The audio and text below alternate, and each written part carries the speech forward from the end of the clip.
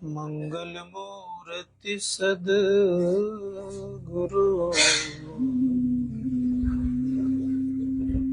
मिलवै सर्वदा। मंगल में मंगल करन बिनवा बारंबार। धन्य धन्य सद्गुरु सुखदा। महिमा कही न जाए,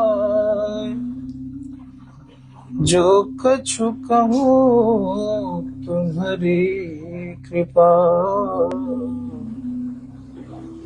मोटे कछु न बसाए।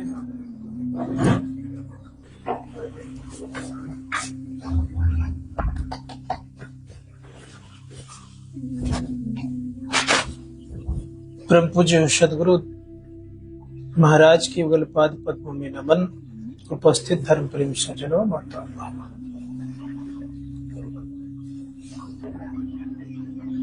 गोस्वामी लक्ष्मीपति जी महाराज ने कहा है, राम विमल रस औषधि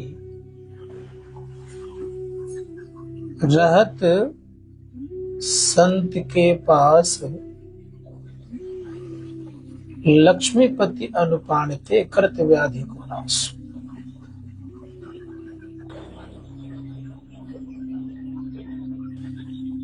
कहा गया, जो राम विमल रस औषधि है वे संत के पास रहते हैं। राम विमल रस औषधि रहत संत के पास। संतों के पास जो औषधि है, विमल रस वाला औषधि है, उसका जो पान करता है तो भव रोग से वह मुक्त हो जाता है। इसीलिए सदैव ख्याल रखना चाहिए कि हमें उस औषधि की तरफ बढ़ना चाहिए। वह औषधि भव रोगों से मुक्त होने वाला है, ये करने वाला औषधि है। उस औषधि की एक विशेषता है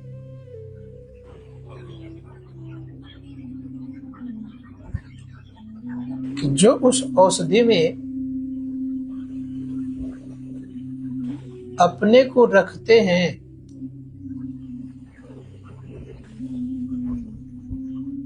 भव सागर से और भव सिंधु से पार हो जाते हैं।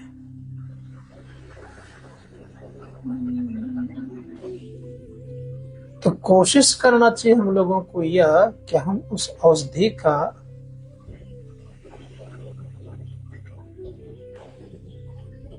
पान करें। कैसे पान करेंगे?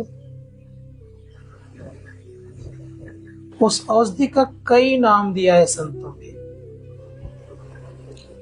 एक संत ने कहा, वो जो औषधि है वो हरि रस है। हमारे परम पूज्य गुरुदेव कहते हैं, हरि रस भोगी अति निसोगी। हरि का रस जो भोगता है, संसार सागर से वो शोक रहित हो जाता है। उसके जीवन में शोक नहीं होता, दुख नहीं होता। इसलिए हरि रस भोगना चाहिए। कैसे भोगा जाएगा?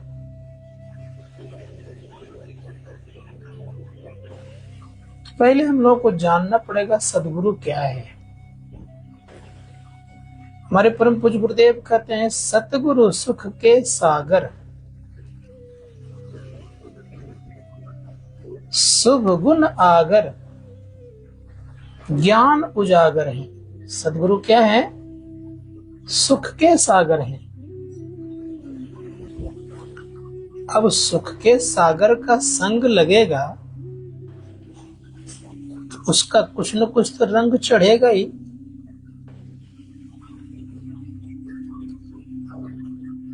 जो उस रंग में रंगेगा तो उस व्यक्ति का भव रोग तो अवश्य ही निवारण होगा। इसलिए सदगुरु के रंग में अपने को रंगने का प्रयास करना चाहिए।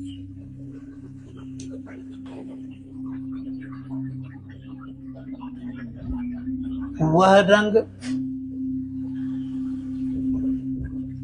से जो रंगा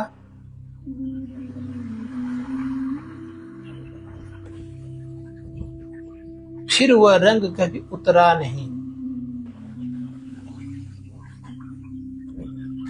और जब एक बार रंग चढ़ जाता है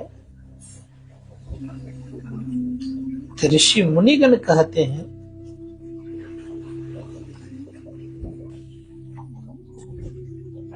उस रंग की एक विशेषता है कि जीवन का उद्धार कर देता है।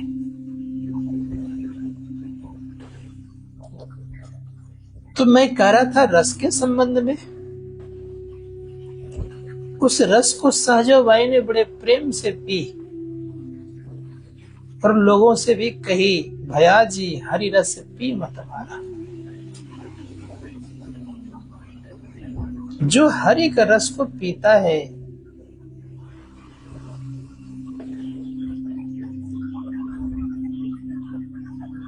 तो अवश्य ही वे परमात्मा के सुख में साराबोर हो जाता है। उसका मन और आत्मा तृप्त होकर के आनंदित होता है। मन मगन हो जाता है और फिर उनके जीवन में कभी अतृप्ति नहीं आती। इसीलिए ऋषि मुनिगण कहते हैं कि उस रस को पीने का प्रयास करना चाहिए। संसार के बहुत प्रकार के रस लोग पीते हैं, लेकिन उस रस में और इस रस में बहुत फर्क है।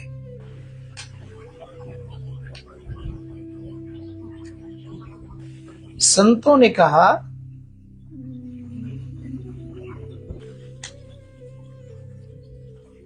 यह रस दुखों का अंत नहीं कर सकता, लेकिन वह रस दुखों का अंत करता है। तो सहजबाई कहती है, पीवन लगे सुधा रस जब ही दुर्जन पड़ी बिडारा। जब वो रस को पीते हैं दुर्जन आपसे परास्त हो जाते हैं, हट जाते हैं, साइड ले लेते हैं।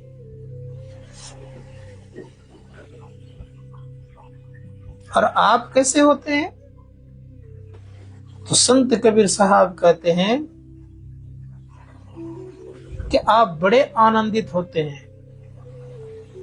और आनंद के मारे जिंदगी कैसी होती है? बड़ा सुंदर कहा,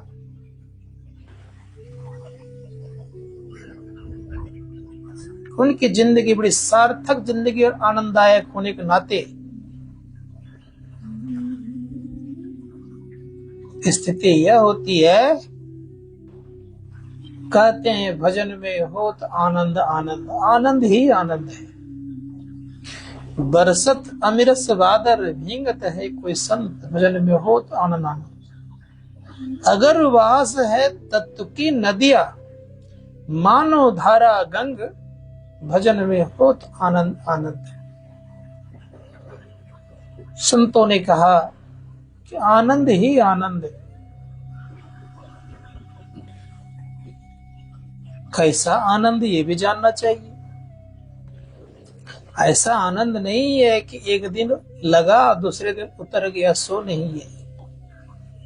8 पहर झूमत बीते। 8 पहर से मतलब होता है 24 घंटा।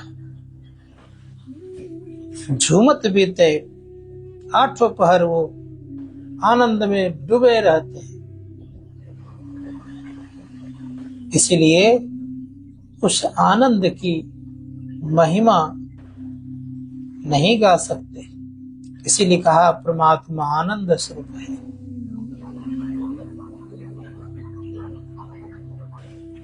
वो आनंद बढ़ते जाता है। बंगाल में एक संत हो गए, उन्होंने कहा आनंदे आनंदे बाढ़े प्रति खन। खन से मतलब होता है कि प्रत्येक क्षण आनंद बढ़ते जाता है। आनंदे आनंदे बाढ़े प्रति खन। उस आनंद में क्या परिणाम मिलता है? तो कहा 10 इंद्रिया था के शून्य गतो बंधुआन। 10 इंद्रियां थक जाती है, जो बंधन था उससे हम शून्य होते गए, अर्थात उस बंधन को हम हटाते गए। संतों ने कहा इसलिए आनंद आनंद ही है वहां के। भगवान श्री कृष्ण कहते हैं कि हे अर्जुन, मेरा लोक ऐसा है जहां जाकर के लोग कोई चीज खोजते नहीं है। ना प्रकाश खोजते हैं, ना सुख खोजते हैं, ना शीतलता खोजते हैं। वह सब कुछ पर्याप्त मात्रा में है, लेकिन कुछ दिखाई पड़ता नहीं है प्रकाश जलाने वाली चीजें। बिना दीपक बत्ती का, बिना पेट्रोमक्स इत्यादि का, बिना मरकरी इत्यादि का प्रकाश होते रहता है। बिना चांद और सूरज का ही प्रकाश होते रहता है। तारा अगर नहीं है तब भी होते रहता है। इसलिए भगवान श्री कृष्ण कहते हैं ना तद भास्कर स्वयं सांकरण पावका यद गत्वा निर्वर्तन्ते तद धाम परमवा। खन्ना तद भास्तो सूर्य न सांकुन पावका। वह सूर्य प्रकाशित नहीं है। शशांक कहते चंद्रमा प्रकाशित नहीं है, पावक नहीं है, अग्नि नहीं है, अब फिर भी दिन रात प्रकाशित होते रहता है।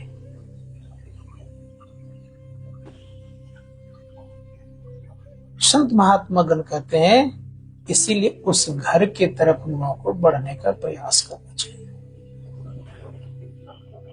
वो घर कहाँ है? जेही घर से जीव आया, जिस घर से जीव आया है वो घर कहाँ है?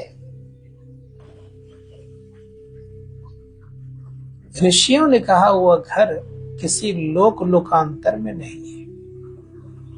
तब कहाँ है? का वह अनंत सत्ता है।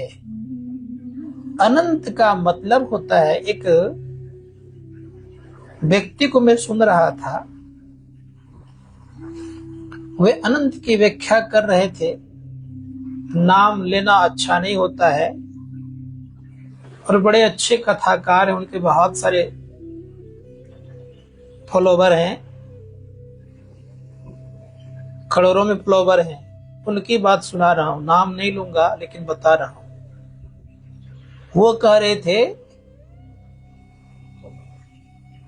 कि ब्रह्मलोक ब्रह्मा जी जहां रहते हैं वो अनंत सत्ता है, विष्णु जी जहां रहते हैं वो अनंत सत्ता है। मुझे सुनकर के आश्चर्य लग रहा था कि अनंत की परिभाषा वो जानते हैं नहीं, पता नहीं। अनंत का मतलब होता है उसका कोई सीमा नहीं। जहां सीमा हो गया वो अनंत नहीं होता। जहां ससीम की बात हो जाती है वो अनंत नहीं कहलाता। ब्रह्मा जी का लोक हो तो वो एक ससीम है, विष्णु का लोक हो तो वो एक ससीम है, इंद्र का लोक हो तो ससीम है, कैलाश हो तो वो ससीम है। संत महात्मा गण कहते हैं आकाश भी है तो वो ससीम के अंतर्गत आता है, हवा भी ससीम के अंतर्गत आता है, अग्नि ससीम के अंदर आता है, जल ससीम के अंदर आता है, पृथ्वी ससीम के अंतर्गत आता है। धूप और छांव जहां है वो भी ससीम के अंतर्गत आता है। चांद सूरज तारे गण जितने हैं सब ससीम के अंतर्गत आता है। ऋषिगण कहते हैं अनंत केवल एक परमात्मा होता है, बाकी को अनंत होता नहीं है। उसी अनंत का जब हम भजन करते हैं तो उनमें जब मिल जाते हैं तो क्या होता है, जानत तुम्हें हो जाई, हम भी अनंत हो जाते हैं, क्योंकि हम वहीं से आए हुए हैं। तो उतरी पड़ियो तम माही पीब निशब्द में, या ते पड़ी गयो दूर चलो निशब्द में। परमात्मा से हम लोग बिछड़ गए हैं, हम स्वतः उतर गए हैं। कहाँ उतर गए हैं? तो अंधकार में, अंधकार में आ गए हैं। परमात्मा कहाँ है? निशब्द में, जहां शब्द नहीं है। संसार का संपूर्ण जगत, पिंड और ब्रह्मांड, दोनों प्रकृति अर्थात जड़ प्रकृति और चेतन प्रकृति, ये सभी चीजें आपका शांत है। और ये भी हम आप जाने सभी जगह अवकाश है। और ये भी हम लोग जाने कि उस अनंत सत्ता के अंतर्गत सब कोई है, लेकिन ये सब अनंत नहीं है। इसीलिए ऋषियों ने कहा उसी अनंत को जानने के लिए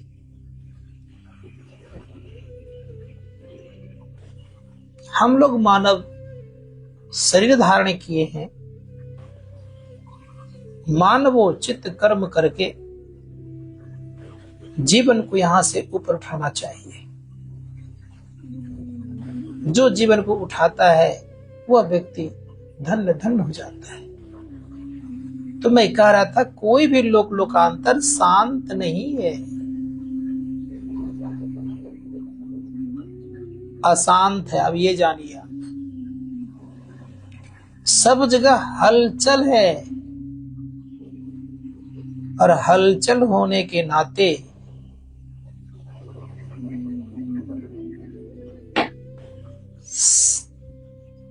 उनका भी कभी न कभी अंत है।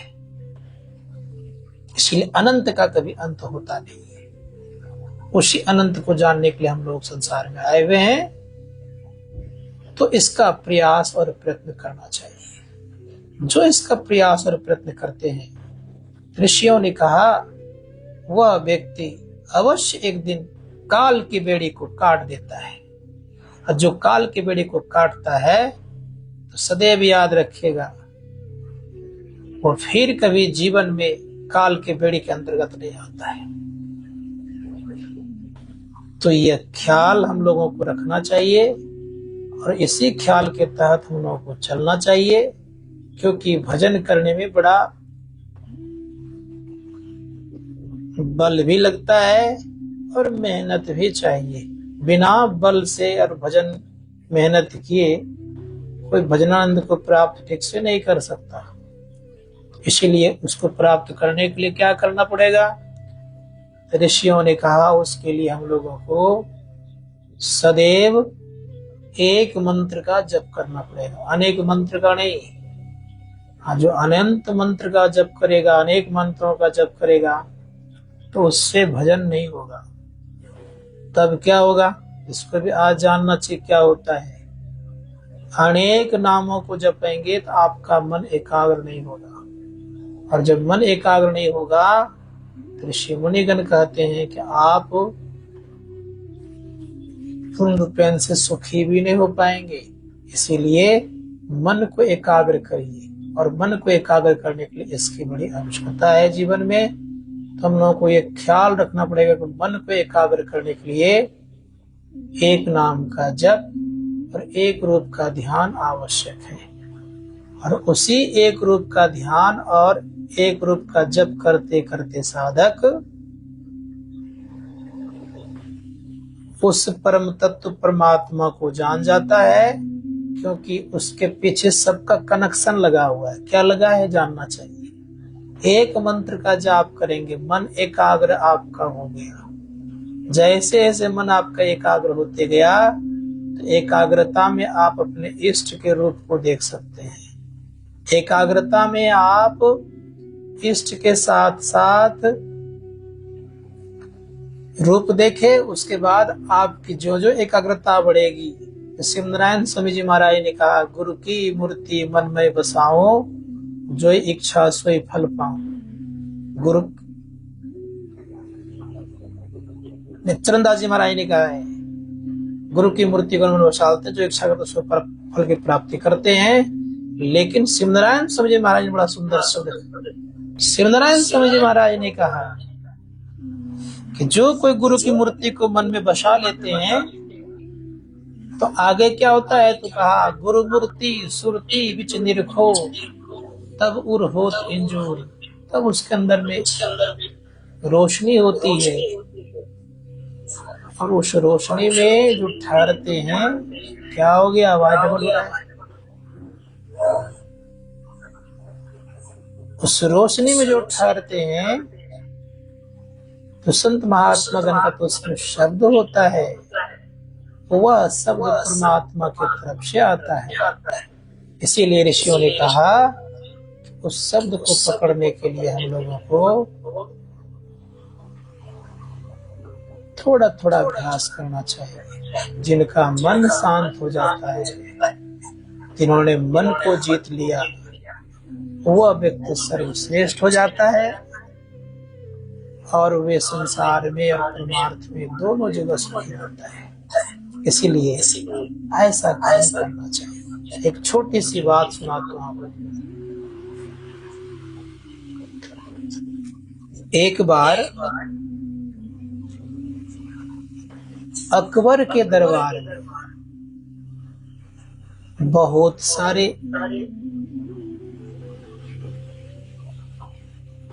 कवि थे। उन कवियों में एक श्रीपति भी कवि था। श्रीपति केवल एक ही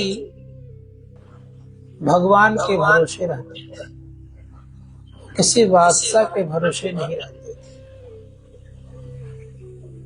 तो श्रीपति कवि को